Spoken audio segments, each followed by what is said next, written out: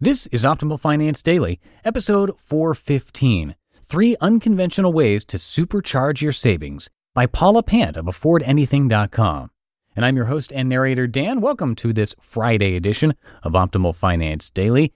Before we get to today's article, a big thanks to our sponsor, SaneBox. Are you at inbox zero, or do you have a ton of emails backed up? SaneBox sorts through your email and moves all of the trivial stuff into a different folder, so the only messages in your inbox are the ones you actually want to see. Get a free 14-day trial by visiting sanebox.com/finance. That's sanebox.com/finance. For now, let's get right to our post as we optimize your life. 3 Unconventional Ways to Supercharge Your Savings by Paula Pant of AffordAnything.com. Finish the following sentence. My dream is blank. Maybe you want to buy a house or backpack Europe or retire early. No matter what you want, having a big old heap of savings makes each of these goals a million times easier. Gee, thanks, Captain Obvious, you're probably thinking. Easier said than done. Do you think saving money is hard? You might be listening to the wrong advice. If you're trying to nickel and dime your way into savings, then sure, you've got a grueling slog ahead.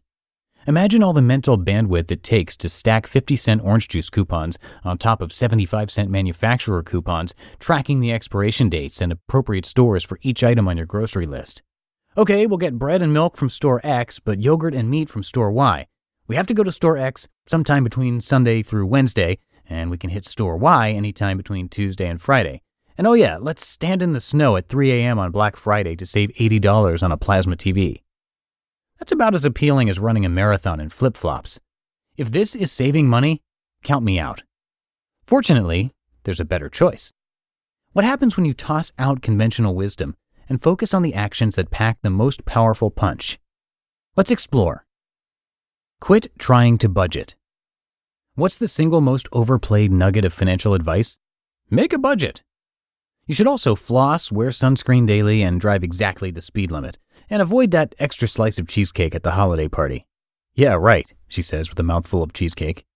We all know what we should do. Lack of knowledge isn't our problem, but that doesn't mean we're going to act on this great advice. Humans are busy and lazy, and when we're presented with 2 options, we're prone to taking the easy route. Some people suggest that willpower, just do it, is the most effective solution. Force yourself to budget. Don't eat cookies. But decades of data show that willpower sucks at changing our lives. If you want to moralize, you could admonish people for lack of willpower. But if you want actual results, you should work with human nature rather than fight against it. In other words, embrace your inner sloth. So, back to budgeting. If you're already in the habit of sticking to a written budget, awesome. If you're struggling to maintain a budget, though, here's an easier path. Just shave your savings off the top. Spend the rest. I call this the 80-20 budget since I recommend that people save at least 20% of their take-home pay. That's enough to protect you against succumbing to credit card debt the next time your car's engine explodes. If you want ditch the cubicle, become a millionaire, party in France kind of money, morph this into the 50-50 budget. Shoot for a 50% or greater savings rate. Don't bother tracking every cent. Just trim your savings off the top, stick it in your escape fund, and go wild with the rest. Left jab. Earn more. I can hear your objections already, but I only make $40,000 a year, you might be thinking. There's no way I could save 50% of my income on that type of salary. And I agree. You should earn more. Pick up extra gigs during the evening and weekends, freelancing, consulting, babysitting, home renovating, tutoring, lawn mowing, snow shoveling, dog walking, pizza delivery. Earning extra money and saving every dime of that excess income is the single fastest and best way to supercharge your savings rate. Why? In one word, habit. It's hard to break habits, and you've adjusted to your current standard of living, but you're not used to earning extra money. It's easy to pour every dime of this into savings. You'll never miss it because you've never experienced having it in the first place. How massive of a punch can this make? Well, let's assume that during your 9-to-5 job, you earn take-home income of $35,000 a year. Your savings rate is 20%. So your total savings is $7,000 per year. Next, let's imagine that you pick up gigs as a web designer or babysitter or French tutor. You earn $20 an hour and work an extra 20 hours per week from 7 to 9 p.m. every Monday through Friday, plus 10 a.m. to 4 p.m. every Saturday and Sunday. Your gross income on that gig money is $20,800. Your taxes at 28%, $5,824. So your extra net income is $14,976, and you save every dime for a total savings of $21,976. Boom, you've more than tripled your savings. That's the epic power of earning more. Right punch. Find earth-shattering savings. Wait, can you take this a step further? Let's see if you can cut back on your biggest ticket expenses. Take the cost of your housing, for example. Can you stick a roommate in there? No way, I hate living with roommates. They leave dirty dishes in the sink and they never vacuum. And besides, I need a guest room for when Aunt Millie comes to visit, which happens twice a year. Right. Okay, let me rephrase this. Do you $500 per month hate living with roommates? Insert cost of renting a room in your home into that sentence. Do you $6,000 per year hate living with roommates? If you're buried in credit card debt, multiply $6,000 by the interest rate on your loan. At 14% APR, you're paying $6,840 per year for that vacant guest room. Sounds different now, doesn't it? Let's try again. Can you and your spouse consolidate into a one-car household? Can you carpool to work? No way, what about the weekends? I want to be able to go out with my friends while he's at the gym. Okay, let me rephrase. Do you $300 per month want that flexibility? Would you be willing to get paid $3,600 per year to coordinate your schedules? Let me be clear. There's nothing wrong with keeping a vacant guest bedroom or maintaining multiple cars if you're willing to pay the price. But the price tag may be higher than you expect. Willing to fork over those funds? Great. But if you're trying to save a big old heap of cash, remember, you must ruthlessly slash everything that doesn't matter, especially the big ticket stuff. Let's imagine that you get a roommate. You also make some small-scale changes. You grow some veggies in your backyard, replace your halogen light bulbs with LEDs, negotiate your insurance rates, and wear the same few outfits again and again. How strong of a punch does this pack?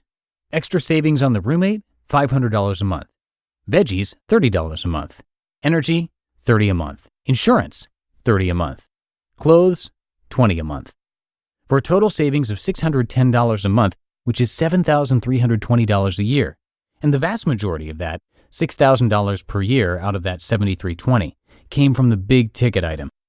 Add this to your $21,976 savings rate made possible by your extra income, and your new total savings is $36,784.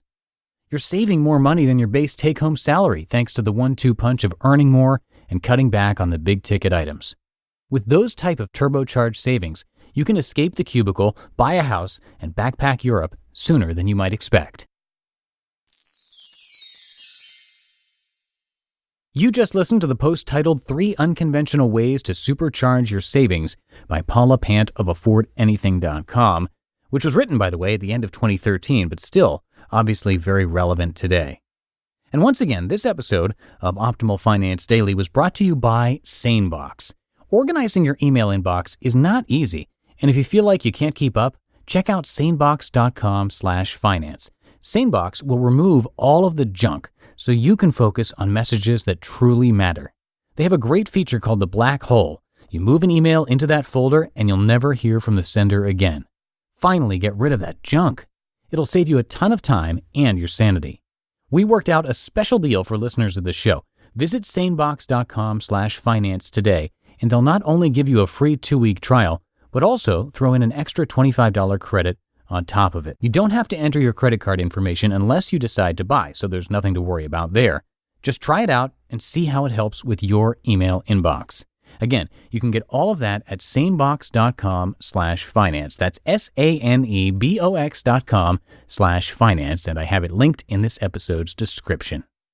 That'll do it for today and this week here on Optimal Finance Daily.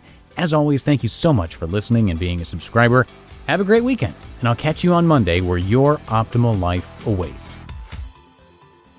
Hello, Life Optimizer. This is Justin Malik, creator and producer of this podcast, but also Optimal Living Daily, the show where I read to you from even more blogs covering finance, productivity, minimalism, personal development, and more from incredible bloggers like Derek Sivers, Zen Habits, Mark and Angel, The Minimalists, and all the ones you hear on this show too. So if you enjoyed today's episode and like taking amazing blogs on the go, come on over to Optimal Living Daily and subscribe to that one too. and together we'll start optimizing your life. You've been listening to Optimal Finance Daily. Be sure to hit the subscribe button to stay up to date on each new episode and head to oldpodcast.com. That's OLDpodcast.com for a free gift as well as more actionable tips and resources to help you maximize your potential. Thanks for joining us, and remember, your optimal life awaits.